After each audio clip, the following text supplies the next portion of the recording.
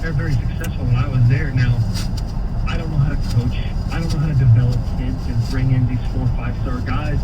You know, you got to think they could be doing a little bit better when, and I'm not to commit the biggest sin of all time, right? But, you know, Jack Conklin, who went to Michigan State, was a walk-on kid, who ended up being an 8th overall pick.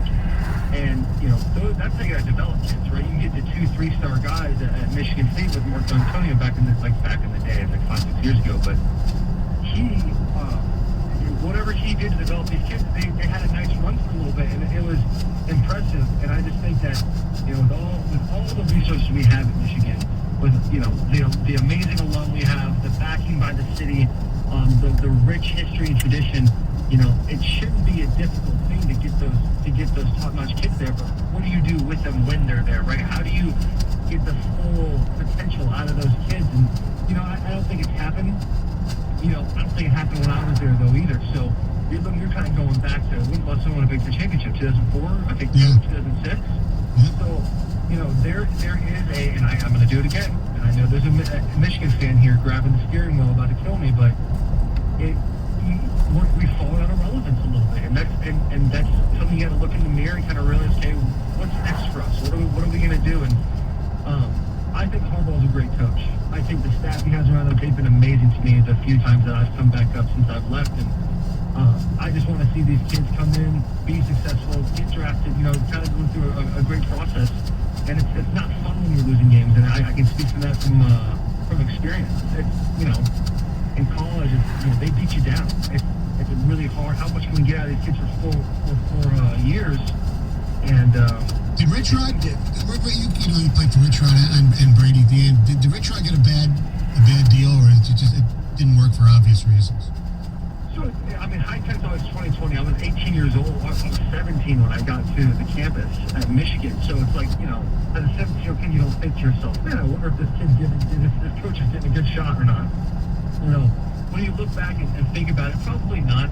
It's tough. I think there's a lot of things that people have a hard time with. And when you go from this, you know, Big Ten football, run the ball, you know, play action, pro-style offense, and, you know, beat them up, you know, a very bloody conference, to this guy comes from West Virginia who has this spread off, these spread guys out. Who's this Denard Robinson guy?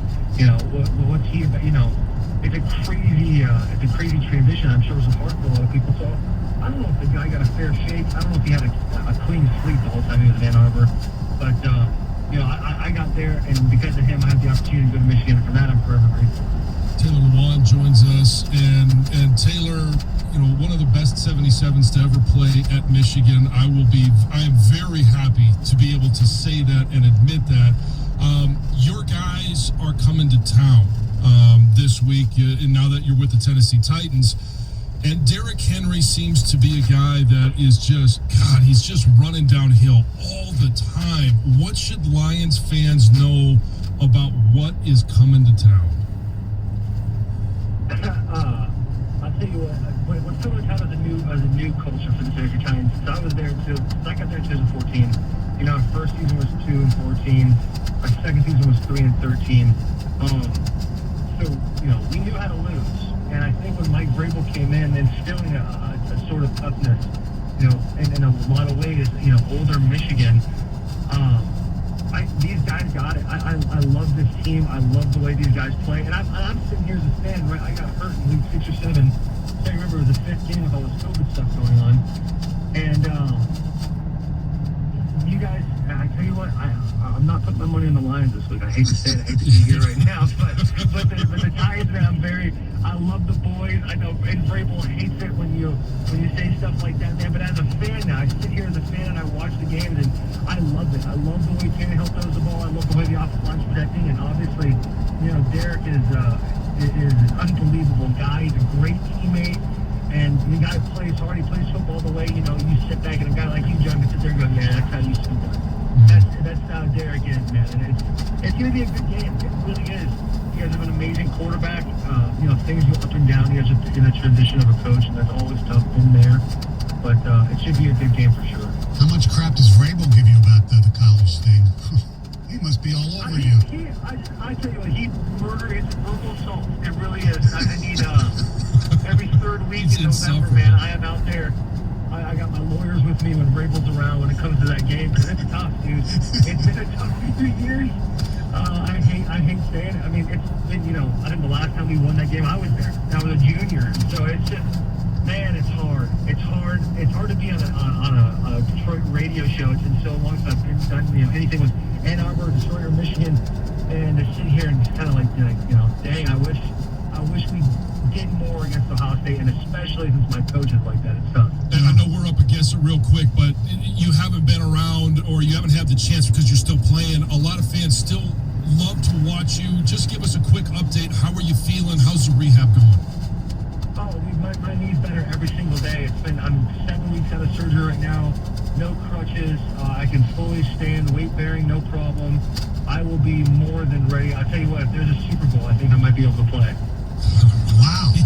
That's my guy. Yeah, well, if there's a Super Bowl and you're playing, we got to have you on here. I mean, Jan Jansen will text and you'll answer. That's the way it works. Taylor, we really appreciate it. Thanks, bud. Keep staying healthy and good luck down there. Thank you, guys. I appreciate y'all having me on. That's Taylor Lewan. Great interview, Stoney. You know, it's interesting. I mean, it's not even the pro stuff. Just some of the little things he said about Michigan, where he brought up Conklin and how Michigan State developed 2- and 3-star guys into really good players, and that doesn't happen at his alma mater. Stoney, coming up next, we have to get to the keys of the game. Oh, So examine this, and I know that you're just itching to do the weather.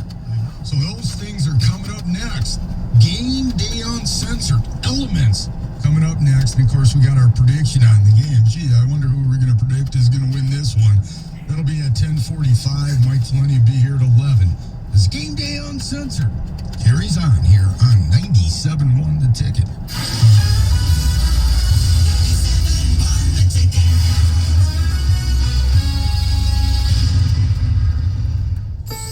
When the holidays come around and the snow begins to fall, we enjoy the beauty of the Michigan winter and the fun of the Michigan Lottery. With so many games online or in stores and top prizes up to $500,000, they're a perfect gift to light up the season. And while we value your business, we value your safety even more.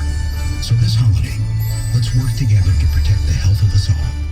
Have a happy and safe holiday. Knowing your limits is always the best bet. Detroit has a new alternative.